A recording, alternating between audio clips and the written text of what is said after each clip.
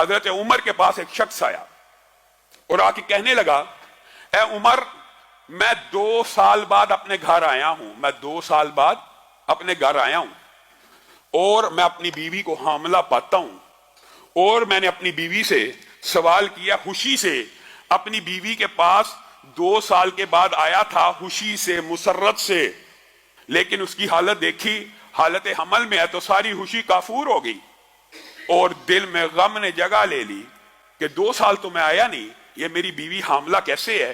جب میں نے عمر اس سے استفسار کیا تو وہ کہنے لگی، اللہ کی قسم، میرے پیٹ میں جو حمل ہے تو ہی اس کا باپ ہے۔ اب مجھے بتلائیے، 2 سال تو میں نے اس کو چھوا نہیں، ٹچ نہیں کیا، 2 سال بعد میں سفر سے آیا ہوں، وہ حاملہ ہے اور اس بچے کی نسبت بھی میری طرف کرتی ہے، اب میں کیا کروں؟ یہ صحیح اثر کے ساتھ، صحیح سندوں کے ساتھ جو حدیث یا اثار موجود ہوتے ہیں، منکرین حدیث ان کا بھی انکار کر دیتے ہیں، اور اللہ کی حکمت بھی اتنی عظیم ہے اس باب کے اندر کہ جس حدیث کا، جس اثر کا انکار کیا جاتا ہے اس سے ملتی جلتی آیت اللہ نے قرآن پاک میں نازل کی ہوتی ہے۔ جیسے آدم کی عمر کے حوالے سے منکرین حدیث نے انکار کر دیا، 1000 برس عمر کیسے ہو سکتی ہے؟ تو قرآن پاک میں اللہ نے نوح کی عمر 950 برس بیان کر دی وغیرہ۔ یعنی جس حدیث کا انکار ہوتا ہے اس سے ملتی جلتی آیت بھی، اس سے ملتا جلتا واقعہ بھی قرآن پاک میں موجود ہوتا ہے۔ اب حضرت عمر نے مشورہ کیا اور ارادہ کیا اس عورت کو رجم کرنے کا، اور حکم دیا اس عورت کو رجم کر دیا جائے۔ کون حکم دے رہا؟ خلیفۃ المسلمین۔ کون حکم دے رہا؟ امیر المومنین۔ کون حکم دے رہا؟ حضرت عمر، جن کے علم و فضل کے دنیا کے سارے امتی قائل ہیں۔ پاس ہی معاذ ابن جبل بیٹھے ہیں، کہا، عمر، میں آپ کے فیصلے کو چیلنج کرتا ہوں، میں آپ کا فیصلہ نہیں مانتا، آپ اپنی اصلاح کریں۔ کون کہہ رہا ہے؟ ایک رتبے میں، مقام میں کم درجے کا صحابی اعلیٰ درجے کے صحابی کو ٹوک رہا ہے۔ وجہ کیا؟ وجہ اس کے بعد دلیل ہے۔ یہ نہیں ہے کہ میں تیرے سے بڑا عالم ہوں، سب کو پتا عمر بڑے عالم ہیں۔ جس طرح عثمان قرآن کے قاری تھے لیکن حضرت علی نے آ کے ٹوک دیا، اسی طرح یہاں پہ معاذ ابن جبل حضرت عمر کو ٹوک رہے ہیں۔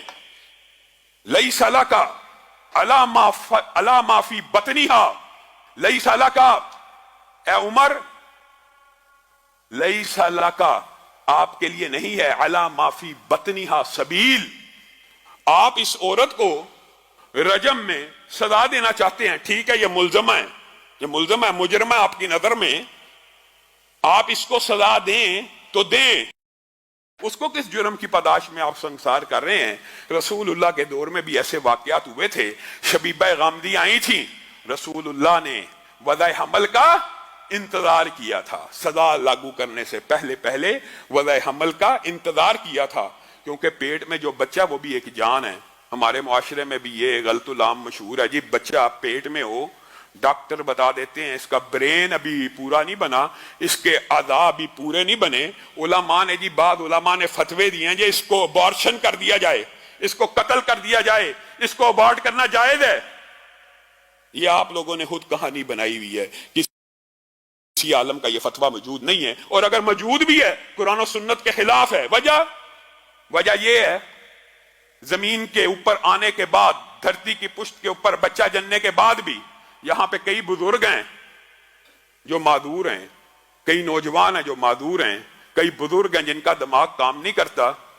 کیا کسی عالم دین نے یہ فتویٰ دیا جو بیمار ہے اس کو قتل کر دو؟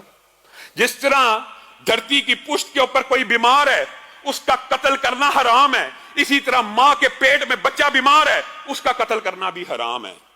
یہ آپ کو کسی نے مغالطہ ڈال دیا ہے کہ بیمار بچے کو قتل کر دیا جائے۔ کیوں کیا جائے؟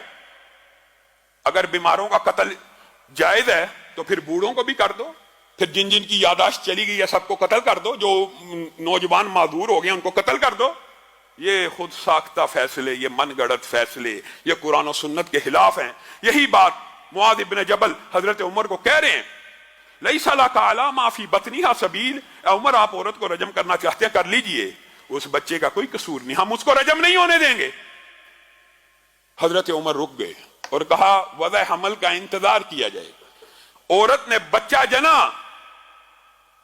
عورت نے بچہ جنا، اور صحیح سند میں موجود ہے جس وقت وہ بچہ جنا قد خرجت ثنایاہو، جس وقت وہ بچہ جنا گیا وہ اتنی بڑی عمر کا تھا کہ اس کے دانت نکل آئے ہوئے تھے، اس کے دانت نکل چکے تھے، اور باپ نے اس بچے کو دیکھا، کہنے لگا اللہ کی قسم، کعبے کے رب کی قسم، یہ تو میرے ہی جیسا ہے اور یہ میرا ہی بچہ ہے۔